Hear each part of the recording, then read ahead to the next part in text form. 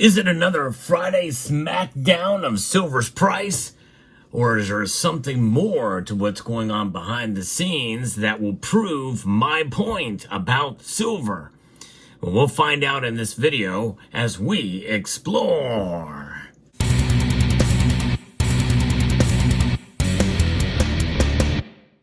What exactly is my point? Well, we'll try to discover that as we go through the video, because it really just boils around this idea that silver is affected by so many different things, and any one of those number of things can move the metals one direction or another rather dramatically, this time to the downside.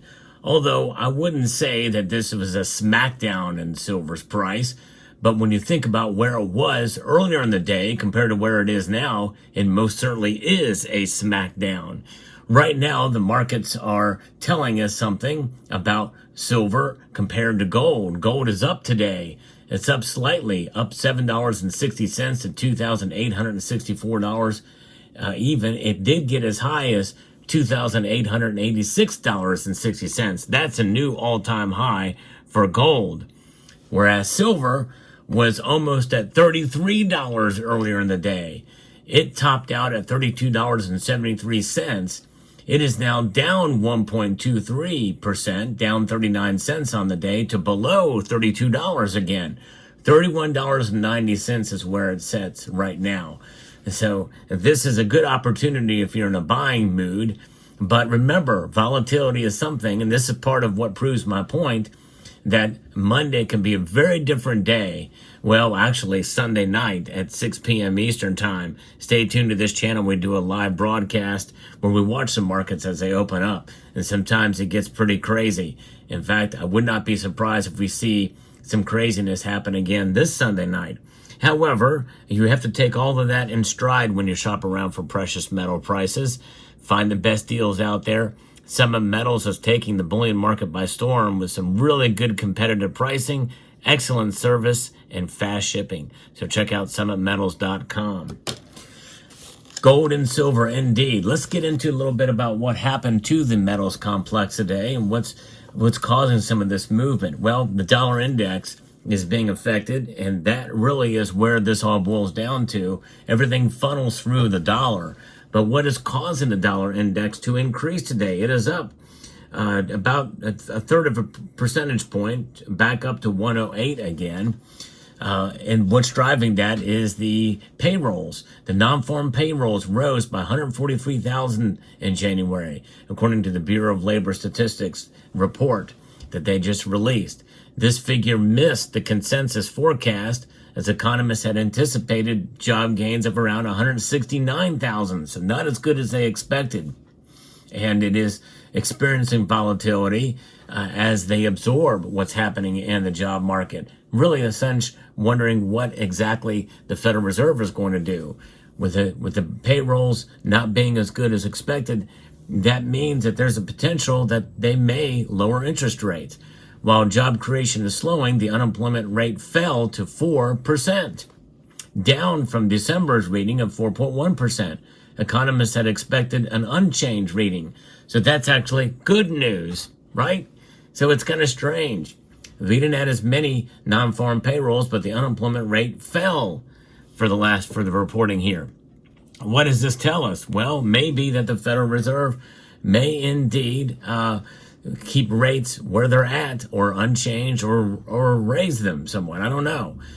Any event, that's not good for gold and silver. Gold is reacting still up as of right now.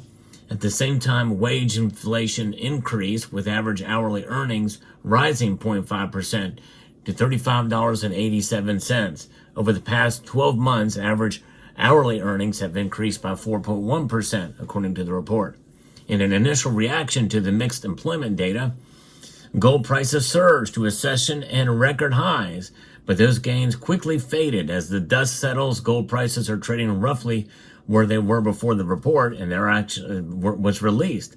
Spot gold last traded $2,630 an ounce. In fact, right now it's at $28.64. So, and of course, I think that number is exactly wrong. I don't know why they're saying 2630. While last month's job growth was weaker than expected, the report noted improved revisions for November and December.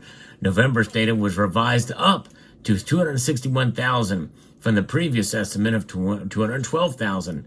Meanwhile, December's unemployment data was adjusted to 307,000, up from the initial estimate of 256,000. So what is this happen? What's happening here? Are they trying to pad the numbers again from the previous administration? The chefs at the Cook the Books Club, well, I tell you, it makes you wonder, to make up for the massive decreases with the adjustments that were made down. I don't know. It's strange how they do these data, because really, in a sense, we are still living under the last administration's economy. And so silver and gold are reacting to some of these numbers, and happening essentially so quickly and in such a time where it can, from massive increases all the way back down. No one really knows, and the interpretation of some of these data can be mixed and volatile, even within hours. And I remember seeing a couple of posts over at X, where some data had come out about another massive, rates for borrowing fees for EFPs, and people were saying, "Mark my words, by the end of the day, silver is going to go up over $33. Another person said it's going to go up to $34 today in hours. Now look what happened, and that didn't occur. No one really knows how these data are going to be interpreted, because you're essentially trying to read the mood of the markets. And we know how that works out when we try to do that for reading the mood of females out there. Very difficult. Don't even try. Well, I'd say don't even try. I speculate about what I think is going to happen in the markets, and many of us do in this space. It's part of the analysis that we give. But it just goes to show you that proving my point means that I can be proven wrong. That's exactly right. Even from day to day, from year to year, and usually for silver, it's so volatile that I've been wrong more than I've been right in terms of my year-end prediction for silver's price. But there's a lot of things that can come into play, and where I'm right and where this proves my point is what exactly happened today. Now, what's interesting is that gold is still up, but silver, platinum, and palladium have all fallen by about the same rate. In fact, both platinum and palladium are now back under $1,000 an ounce. I think platinum especially is a good deal right now. Palladium is slightly higher than platinum, but I think both these metals are trading unusually low. But they've been unusually low for so long that this has become the usual for both those metals. And you think about the dollar, the only asset here that is proven to fall in value during the course of time, its strength is up today, bolstered by some of the good news that they're interpreting from the bad news from these numbers. Particularly with the labor market continuing to tick along well, it seems likely that the FOMC will remain on the sidelines for the time being, as January's skip becomes a more prolonged pause in the easing cycle. And I agree with that perception and that analysis. While on pause, the FOMC will continue to pay close attention to incoming data, as risk around the dual mandate remain broadly balanced, while also digesting the impact of President Trump's trade policies and the 100 basis points of easing delivered last year. Still, the direction of travel for rates remains downward, albeit at a much slower pace than the previous year. 225 basis point cuts in 2025 remain the base case, with the first of those cuts likely to be delivered at the earliest at the end of the first half of the year. So maybe late spring, early summer, we'll see. Chris Carvalli, Chief Investment Officer at Northlight Asset Management, said that although January's weak job growth was disappointing, the first month of the new year can be noisy. He added that there are bigger risks to the U.S. economy than the labor market.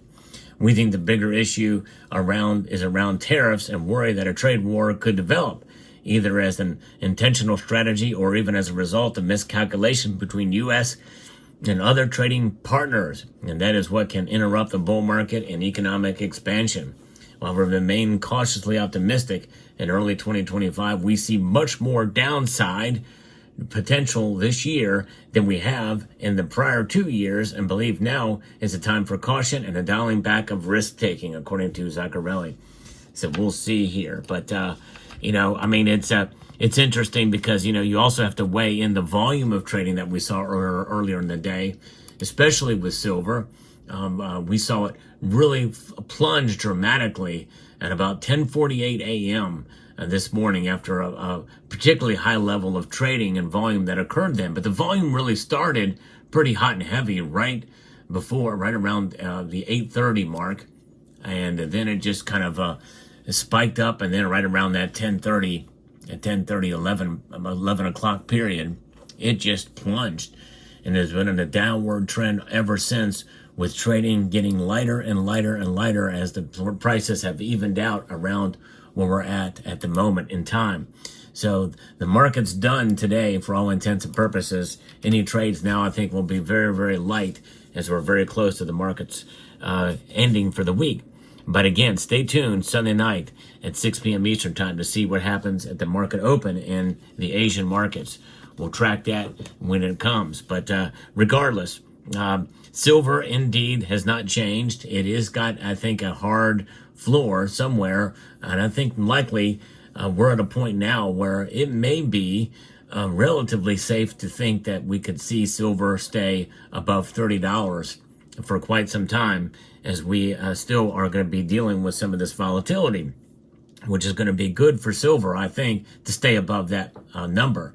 I think that's a pretty safe bet, but you never know. We've seen it fall below $30. I think even this year we saw that very briefly, but silver has done well this year. But since it has fallen today, whereas gold is up today, that has widened the gold to silver ratio to now above 90 yet again. Crazy. And I know that's frustrating for many silver stackers, but remember, there's over 10,000 uses for silver, which means that there's a lot more complexity in the market, and so many different drivers that can come into play. And I think that overall, I'm still bullish for it, and we'll see how it plays out by the end of the year. So there's your market report for today. I like to bring you the latest news in the world of precious metals, so I hope you will consider subscribing to the channel, trying to get 100,000 subscribers by the end of the year. And I want to encourage you to please comment and let me know your thoughts down in the comment section below.